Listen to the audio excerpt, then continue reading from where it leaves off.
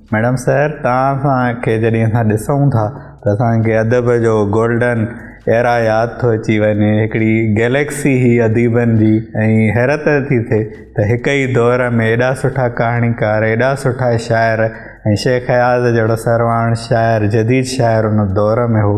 तव्हां उन दौर खे कीअं ॾिठो ऐं उन में छो त तव्हां कंटेम्प्रेरी पोइट्स हो अयाज़ जे दौर में, तव्हां उन मां कीअं उत्साह वरितो ऐं उन दौर में अयाज़ जूं कहिड़ियूं खूबियूं हूं जेके तव्हांखे शख़्सी लिहाज़ खां ऐं फ़नी लिहाज़ खां मुतासिर कंदियूं? शेख अयाज़ सां मुंहिंजी सुञाणप, पहिरीं सुञाणप जेका थी जॾहिं आउं 8th क्लास में पढ़ंदी हुअसि।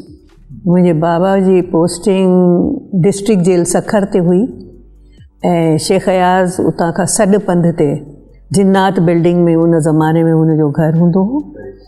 ऐं उन वक़्तु सखर में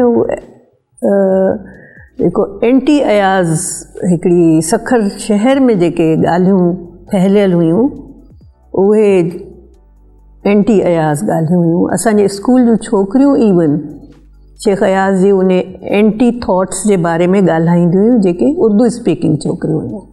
माना उनजी मुखालफ़त एॾी शिद्दत सां हुई। इहा मां ॻाल्हि करियां पई 1963 जी ॻाल्हि करियां पई, 1963।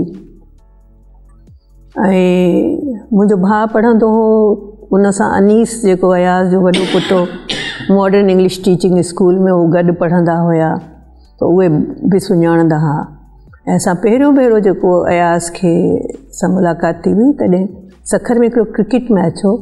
अयाज़ पंहिंजे कुझु वकीलनि सां क्रिकेट मैच ॾिसी, शालीमार सिनेमा उते सखर जी हूंदी, उन बैक वारी जेका घिटी आहे उन में उहो पंहिंजे वकीलनि सां पंधु पियो वियो।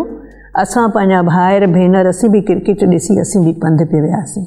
मुंहिंजे भाउ चयो त शेख अयाज़ आहे। मां फस्ट टाइम अयाज़ खे तॾहिं ॾिठो, पर मूं फस्ट टाइम अयाज़ खे जॾहिं पढ़ियो त उहो बि 8वीं क्लास जो ज़मानो आहे जॾहिं अयाज़ जो जे काख ककोरिया कापड़ी ऐं कुल्हे पातम कीनूरो इहे ॿई किताब बाबा आंदा हुआ।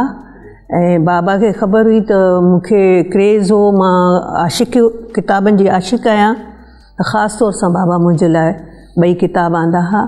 ऐं आउं जेकॾहिं ईअं चवां त 8वीं क्लास में तॾहिं मूं शाइरी शुरू कई हुई, पर दैट वॉज़ इन उर्दू। ऐं मां पर कॾहिं बि उनखे छपराइण जी कोशिशि न कई हुई, छो त मुंहिंजे अंदरि में हिकिड़ो अहिड़ो जुनूनी सिंधी वेठो हो जेको चवंदो जॾहिं तूं सिंधी में शाइरी कंदीअं त छपराईंदीअं।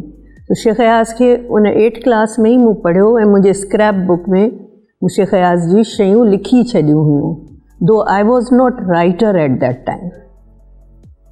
अयाज़ खे पहिरियों भेरो जॾहिं मूं साम्हूं ॿुधो दैट वॉज़ 1967, जश्न रू रिहान हो ऐं मां FSC जी स्टूडेंट हुअसि उन ज़माने में ज़ुबैदा गर्ल्स कॉलेज में। ऐं रेडियो ते साॻे वक़्तु आउं रेडियो वॉइस हुअसि ऐं रेडियो ते ड्रामा वॉइस हुअसि। त असांखे हुते दावतनामो मिलियो। उन वक़्तु बाबा जी पोस्टिंग नारा जेल हैदराबाद ते हुई, जेको हैदराबाद खां इलाही परे हो। ऐं तव्हां सोचो असां उतां खां बाबा मूंखे ख़ासि तौर सां मुंहिंजे उन जुनून जे करे मूंखे जश्न रू रिहान में आंदो हो। ऐं 4 बजे उहो प्रोग्राम ख़तमु थियो। आख़िरी शाइर शेख अयाज़ हुयो ऐं शेख अयाज़ अधु मुनो कलाक पंहिंजी शाइरी ॿुधाई हुई। And I was so excited जॾहिं हुन इहो ख़ासि तौर सां नज़्म पढ़ियो, मां तोखे गीत ॾियां धरती तूं मूं ते ज़ंजीर विझी, ही गीत गुलाबी झुड़पुड़ जा, ही गीत शराबी झुड़पुड़ जा, ही आवण जा मन भामण जा, ही आवण आवण आवण जा रेटीअ ते कर। इहे उन ज़माने में अयाज़ जी सॼी शाइरी मूंखे बरज़ुबान यादि हूंदी हुई। तो गीत उञायल मोरनि जा जी सूरत में जॾहिं ख़ासि तौर सां रू रिहान में इहो पूरो कलेक्शन अयाज़ जी शाइरी जो छपियो हो त रू रिहान असां ख़रीद कंदा हुआसीं, त उतां बि मूं पढ़ी प्लस साम्हूं मूं शेख अयाज़ खे ॿुधो। त दैट वॉज़ FSC वारो टाइम हो। उन खां पोइ जॾहिं अयाज़ सां बाक़ाइदा मुंहिंजी मुलाक़ात थी आहे 1968 में, वरी अगेन बाबा जी मीरपुर ख़ास में पोस्टिंग आहे ऐं उते सिंधी शाम मल्हाई वई हुई ऐं जेके बि सिंधी शाइर अदीब आया उन्हनि जी असांजे घर ते दावत हुई, राति जी मानी असांजे घर ते हुई। त जेॾीमहिल ब्रेक थियो फंक्शन जे विच में त शेख अयाज़ ऐं ॿिया सभु तनवीर अब्बासी, इहे सभु वॾा शाइर अदीब आउं इन्हनि खे जहिड़ो लीड करे पंहिंजे घर ॾे वठी पई वञा पंहिंजे।